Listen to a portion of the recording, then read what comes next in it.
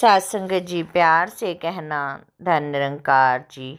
सात संगत जी, दासी काफ़ी समय पर यूट्यूब पर आई है, क्योंकि सात संगत जी दासी की तबीयत काफ़ी समय से ख़राब चल रही थी।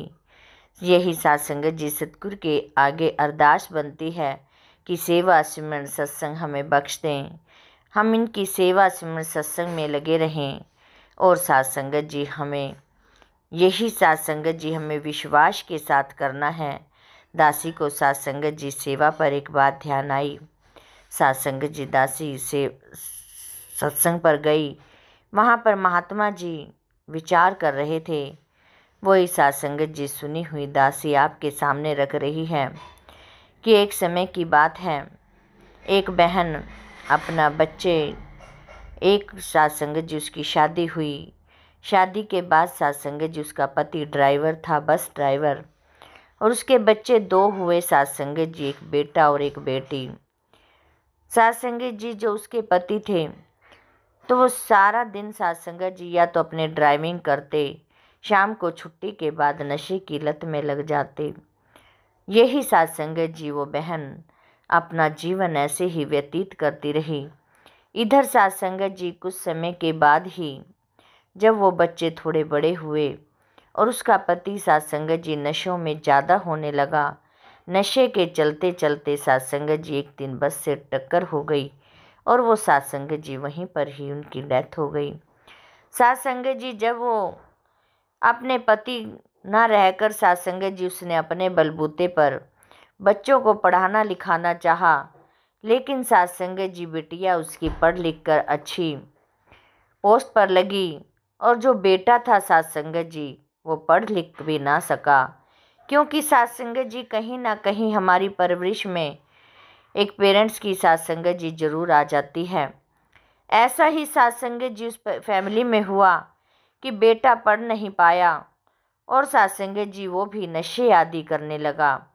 अब सात संगत जी जब उसकी माँ को सात संगत जी उसके पिता की पेंशन मिलने लगी, सात संगत जी जब उसके पिता की पेंशन मिलने लगी तो उस बेटे ने सात संगत जी कमाना धमाना भी बंद कर दिया। जो थोड़ा बहुत कमाता था उसको यूं ही हुआ कि हमारे पिताजी की, क्योंकि सरकारी नौकरी थी, उसकी पेंशन भी अच्छी आती थी। सात संगत जी उस पेंशन में से कुछ ही पैसे सात संगत जी अपनी माता को देता और बाकी सात संगत जी वो अपने ऐश प्रस्ती में गुजारा करता। सात संगत जी जैसे जैसे बेटा बड़ा हुआ उसकी शादी कर दी और सात संगत जी बिटिया की भी शादी कर दी एक अच्छे परिवार में।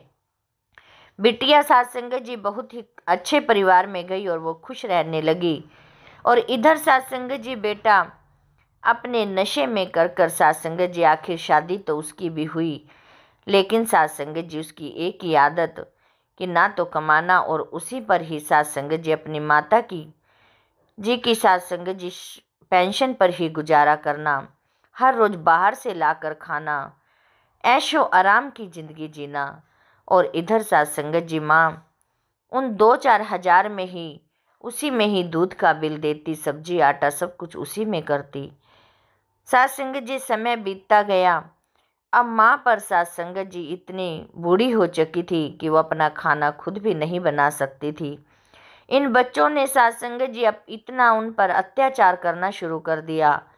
जब सात संगत जी देखा कि माँ ने इधर उधर कहा गली में बैठकर या किसी महात्मा को, तो सात संगत जी बच्चों को ये भी अच्छा नहीं लगा कि माँ हमारी बाहर जाकर बातें करती है। उन्होंने सात संगत जी एक अंदर कोठरी में ही उसको बंद कर दिया और सात संगत जी जिस समय मन चाहा उसको रोटी दे दी, जिस समय मन चाहा पानी दे दिया, या सात संगत जी ना भी दिया। सात संगत जी कुछ समय के बाद ही, आखिर कितने दिन तक ये इंसान झेल सकता है। अपनी बहन के साथ भी उन्होंने बिगाड़ ली, क्योंकि सात संगत जी बहन जब भी आती वो माँ के बारे में ही बोलती थी कि मेरी माँ का ध्यान रखो, आपकी भी माँ है। बहुत समझाने की कोशिश करती थी, लेकिन सात संगत जी भाई और भाभी को कुछ समझ ही नहीं आता था। सात संगत जी कुछ समय के बाद ही वो जो उनकी माँ थी वो भी सात संगत जी निरंकार को लीन हो गई। अब सात संगत जी जब वो लेटी हुई है। तभी सात संगत जी बेटे के मन में उथल पुथल चलने लगी कि ये मैंने क्या कर दिया। अब तक तो मैं इसकी पेंशन से गुजारा कर रहा था। मैंने तो अपना काम भी, अपना कोई जगह, कोई वैल्यू ही नहीं बनाई। तो अब मैं क्या कर सकता हूँ। प्यारी सात संगत जी, बाद के पछतावे के लिए कुछ नहीं हो सकता, क्योंकि सात संगत जी बाद में तो हमने पछताना ही है। जब इंसान चला जाता है तो उसके जीते जी कदर करनी है। आओ प्यारी सात संगत जी, ये वेला हमसे भी ना निकल जाए। हमें भी सात संगत जी अपने बुजुर्गों की, अपने बड़ों की सेवा करनी है, क्योंकि सात संगत जी जो समय हाथ से निकल जाता है वापस नहीं आता। यही सात संगत जी दासी को तो यही शिक्षा मिली हुई है कि सात संगत जी दासी आगे, सबके आगे भी सात संगत जी अरदास यही हाथ जोड़कर विनती करती है कि अपने से बड़ों की सेवा करें, बुजुर्गों की सेवा करें, क्योंकि सात संगत जी जो बुजुर्गों का आशीर्वाद निकलता है, सात संगत जी इनका आशीर्वाद कभी खाली नहीं जाता। सात संगत जी सतगुरु माँ भी हमें हमेशा यही सिखलाई देती है कि हम अपने घर से ही व्यवहार को अच्छा बनाना है।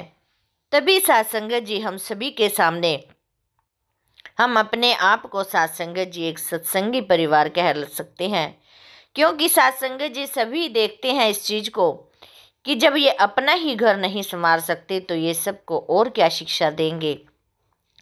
तभी सात संगत दासी की यही अरदास है, विनती है कि हमें अपने घर से ही शुरुआत करनी है, हमें अपने घर से ही प्यार शुरू करना है। यही सात संगत जी सतगुरु माँ की सिखलाई है। सतगुरु बाबा जी ने भी सात संगत जी हमेशा हमेशा यही अपने विचारों में फरमाया कि जब तक हम अपने घर को नहीं संवारेंगे तब तक सात संगत जी हम बाहर भी कुछ सिखलाई के योग्य नहीं बन सकते। बाबा जी के पास सात संगत जी एक बहन आई, कहने लगी, बाबा जी मेरे घर में दुख बहुत है, सारा दिन सात संगत जी कलेश होता है, गरीबी भी है। सात संगत जी बाबा जी मुस्कुरा रहे थे। सात संगत जी बहन हाथ जोड़कर खड़ी हो गई। बाबा जी सच में ही मेरे घर में दिखते हैं। बाबा जी ने हंसकर कहा कि अपने घर से ही सेवा सिमरन सत्संग करना शुरू कर दो, सब कुछ ठीक हो जाएगा। सात संगत जी कुछ समय बाद बहन आई तो उन्होंने अपने घर में सात संगत जी बदलाव देखा। बाबा जी के चरणों में आकर गिर गई, कहने लगे, बाबा जी आप धन्य हैं जो हमें ये सिखलाई दी। जब से मैंने ही अपना घर में रवैया चेंज किया तो मेरा परिवार आज प्रफुल्लित है। सात संगत जी यदि हर इंसान अपने आप को संवार ले तो सात संगत जी सुख फिर दुनिया के कोई भी दूर नहीं है। हर सुख के साथ संगत जी हम पात्र बन सकते हैं। यही सात संगत जी दासी की अरदास है, विनती है कि हमें अपने घर से ही सेवा सिमरन सत्संग करते हुए सात संगत जी अंतिम श्वासों तक तोड़ निभानी है। सात संगत जी दासी से बोलते समय बहुत सारी गलतियां हो गई होंगी, अनजानी बच्ची समझकर सात संगत जी क्षमा करना और सात संगत जी दासी के साथ भी जुड़े रहना। सात संगत जी प्यार से कहना, धन्य निरंकार जी।